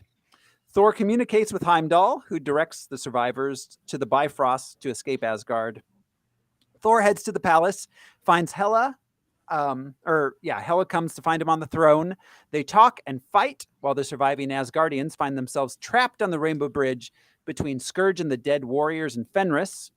He loses an eye.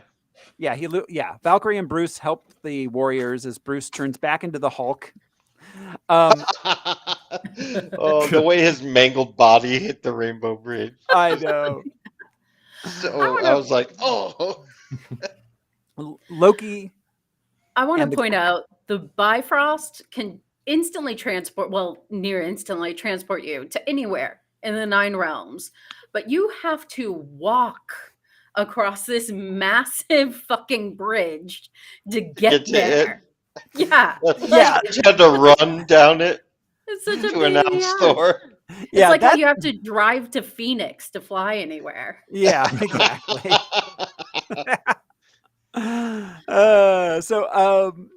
Loki and the gladiators arrive to help. They begin to evacuate the Asgardians onto their ship.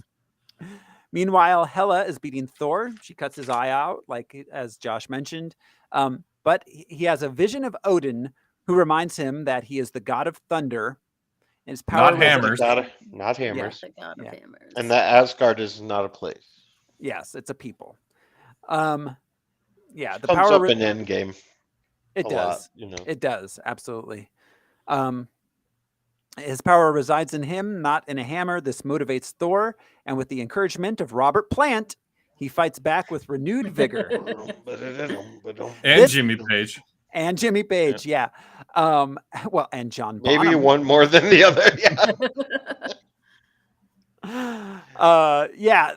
Oh my God. The moment when like the immigrant song kicks in and he arrives on the Rainbow Bridge and the fireworks go off and Valkyrie walks out. Even though they've used this song once before in this movie, it did not lack punch.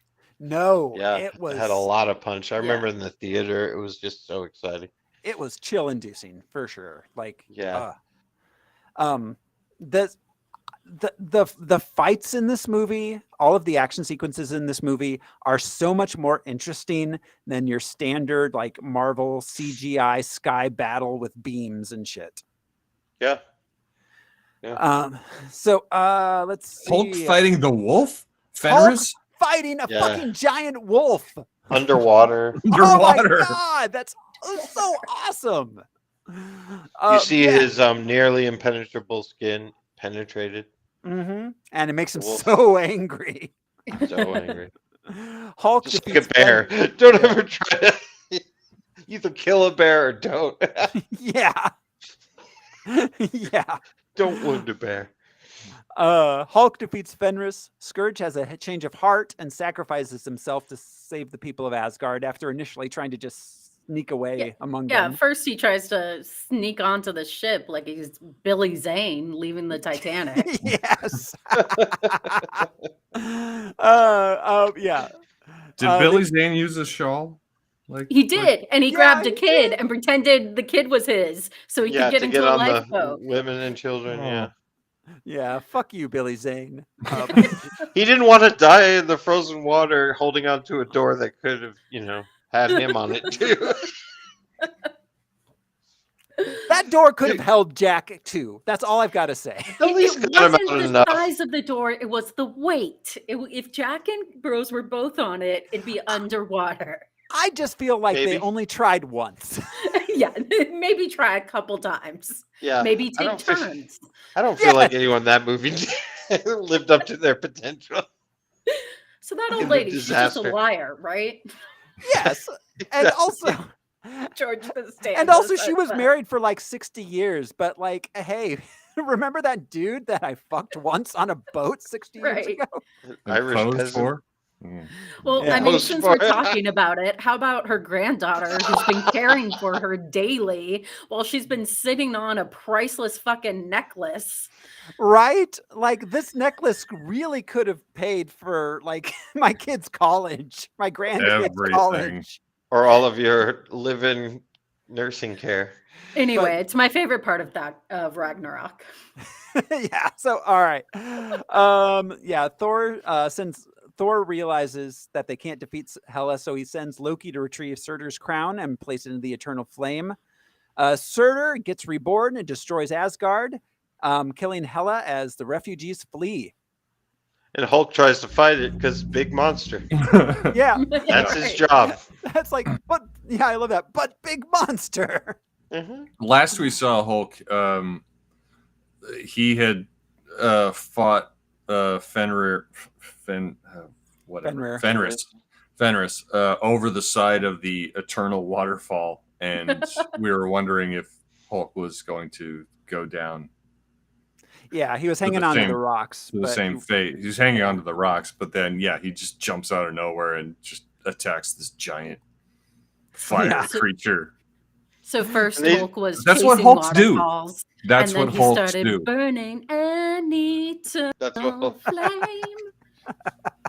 Yeah, and they didn't show it, but yeah, you see him holding the jaw. Like King Kong does that, just grabs both sides of the jaws and rips the beast apart. Yeah. Kind of thing. So Badass. yeah, aboard their ship, Thor, now the king, reconciles with Loki, decides to take his people to Earth. Credits roll, but in a mid-credits scene, they get intercepted by a large spacecraft. I wonder what that could portend. In an after-credits scene, the Grand Master greets his now freed people, congratulating them on a revolution well done. Yep. It calls it a tie. Yeah, And like any mutiny, he's trying to sweet talk his way out of it. yeah, exactly. And Try- like, yeah. hey, I really was your friend all along. This was good for everybody. Don't kill me. Yeah, you couldn't have had a revolution if you didn't have someone to revolt against. Yep. Sure. Yeah, and Yeah, that's some Nixon logic up in there. yeah, it is. And that's Ragnarok. It's a good Yeah. movie. It's a great movie. So much fun. Yeah, it is. I watch it a lot. I almost watched it 3 times this week. Yeah, same. Because like after we got done with the podcast last Sunday, I pretty much immediately turned on this movie, So did I. Yeah. and I was prepared to watch it 2 more times, just to keep it fresh. It's so much fun. I think it's funnier than either of the 2 Guardians Absolutely. movies. Yeah.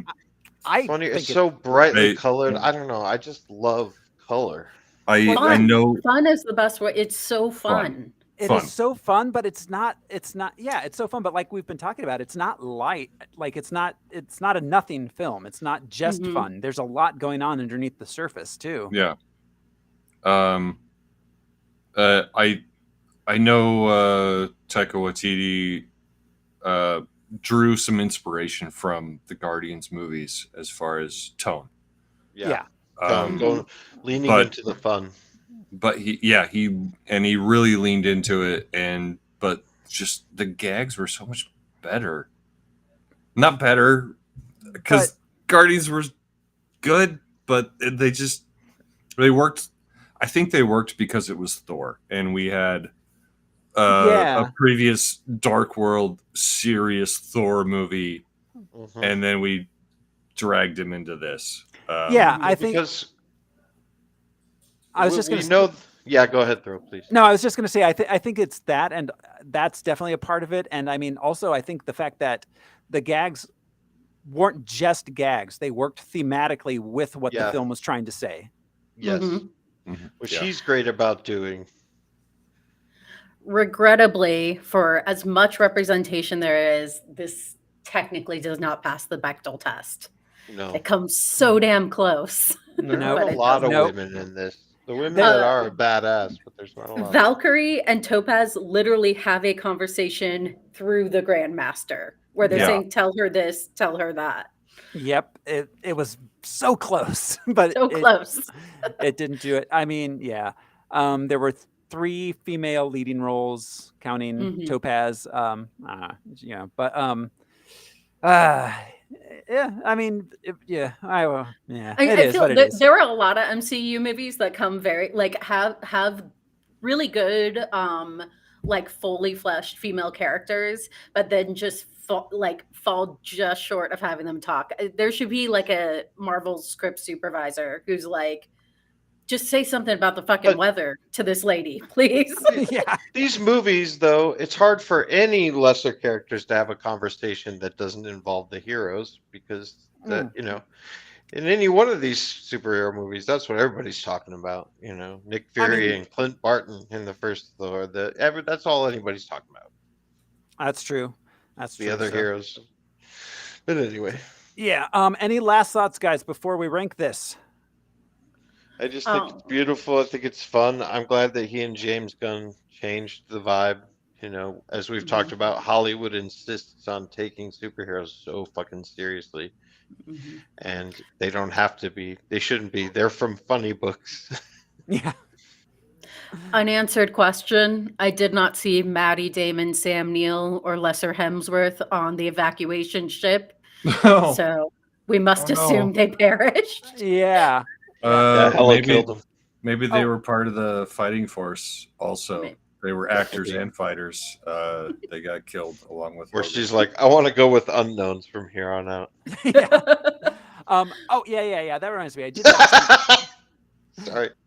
I did have 2 unanswered questions. One, what exactly does Odin die for? Just being Old. old? Because he turned into space dust.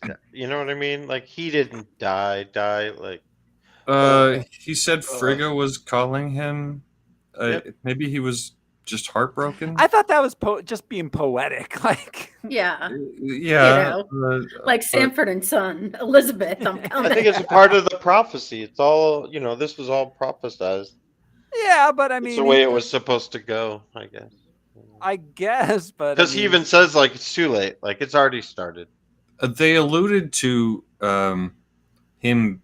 I think him being weakened by not being on Asgard for a certain amount of time, and him just being Yeah. so old that he, Asgardians draw their power from their floating disk planet, their flat world. all I got to You- say is that Odin in general as a character throughout all these movies is the worst. He's going to He be in the new sucks. one, too. He was just too sad, like Padme.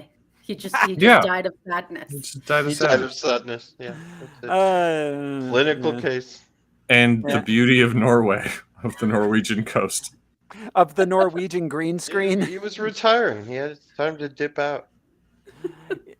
And by the way, the goddess of death is appearing now. Goodbye. And now. And the last one was, where was Lady Sif? We saw the Warriors 3 die, but no Lady Sif. Yeah. No Lady Sif. There was someone playing her in the play, Yeah. Uh-huh. which again Loki wrote, and so Sif like loves him in the play and is Yeah. grateful and stuff. We know that she does not love him. Yeah. And we I'm trying to remember. I know. I don't know. Agents of Shield, has that been removed from canon? Or It's on Disney. It is. That's. I think they're going with like it's a multiverse. right? I can't remember if she shows up in that after this I think it was prior. It was chronologically. before this. She 'Cause showed I- up. I think I watched. I feel like she showed up a couple of times. It was probably prior because that was actually a long running show. She definitely showed up prior. I don't know if she showed up again after. Yeah. Because I dipped out of that like around season 3, and it I haven't seen much actually. so all right. Well, you guys ready to rank this? Yeah. Yeah. All right. So let me bring up. I mean, the it's up board. there. It's got to be up there. I love it. It goes down so easy, so Yeah. bright and fun. It looks like a Kirby comic book.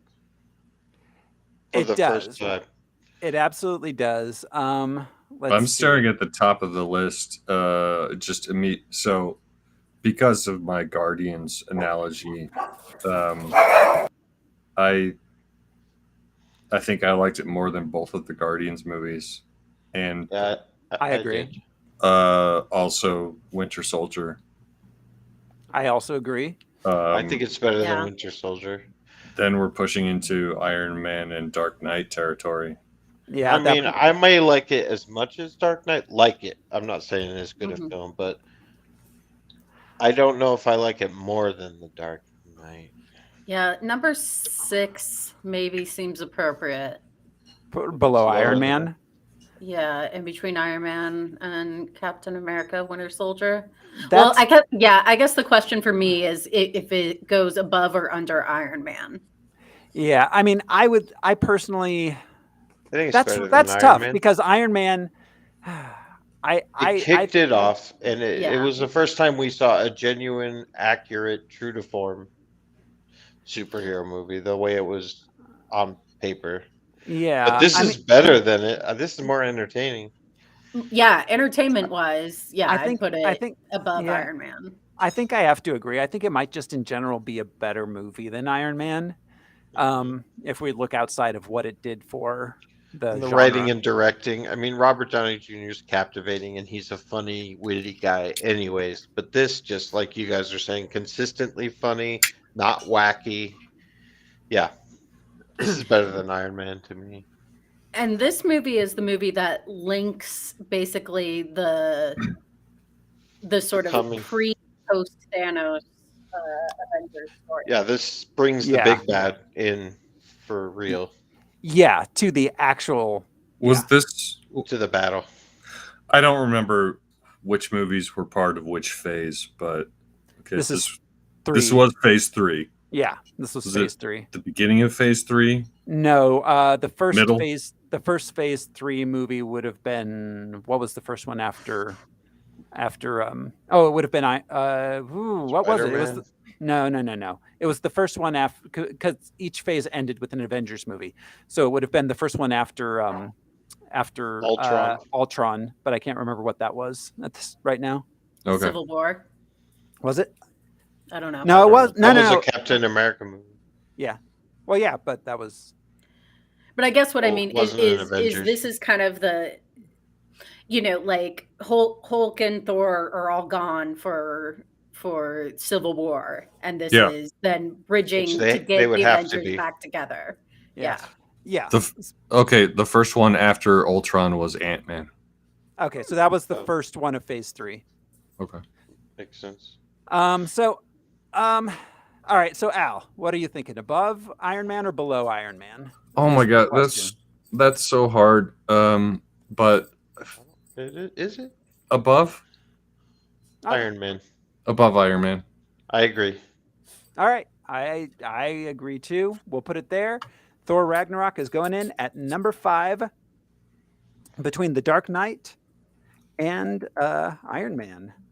So that it's interesting that Iron Man, the movie that kicked off the MCU, retains such a high. Yeah, I think it's because of import rather than entertainment or great movie. But it was really good. I remember how much they knocked it out of the park. Yeah, I remember how That's what I mean. It's the credibility. Sorry, Thor. No, I was just going to say we loved it when we first watched it. I remember, or when we watched it for this show. I remember like Yeah. just being completely bowled over by how fun and enjoyable it was in general. I feel like this movie was, I mean, Guardians 2, both of the Guardians also were bringing back the fun element where they might have been starting to dip into like less fun dark world kind of stuff. Yeah. But bringing it back to the original intent. Mm-hmm. But it's cool that we've finally got one that surpassed the original. Yeah, absolutely. So, all right, that is Cool. that is our ranking. We are done with Thor Ragnarok. Oh, which I'm means sorry. it is- Apparently, except for Captain America: Civil War, which is number 2, Yeah, and the Avengers. And Yeah, Ultron sorry. has some humor in it, but Yeah. yeah, this was the first time. Well, no, Guardians were the first time where it's like, this is fun, guys. Remember, fun. Mhm. But anyway, So, all right. Well, that brings us to next week. Next week on Harmless Phosphorescence, we will be watching Oh no. Justice League. the theatrical release, right? The theatrical release, yes, not the Snyder Cut. This is the Okay. theatrical release from 2017. I'd rather talk about the Snyder Cut, but that would be the better part of our lives. I mean, I've got some bad news. It was released in theaters. So we get to watch Justice League twice for the show. Yeah. 2 different cuts. Okay. I've seen it a few You times. guys do. I've tried. Andrea's like, don't invite me back next week, please. Yeah, Andrew's exempt. Yeah, we see what Jeremy's up to. Yeah. So, but that is next week on Harmless Phosphorescence. Thank you, everybody, for hanging out with us. This has been your host, Thoreau Smiley, and I too am asking for passage through the anus. I'm Josh CC, and my Quinjet password is Roadhouse. Yay us! Pat on the back, everyone. Pat on the back. I'm Andrea Martinez CC. And I am Alaric Baby Arms Weber. Before he was Honeysuckle. We'll see you next time, everybody. Bye. Bye.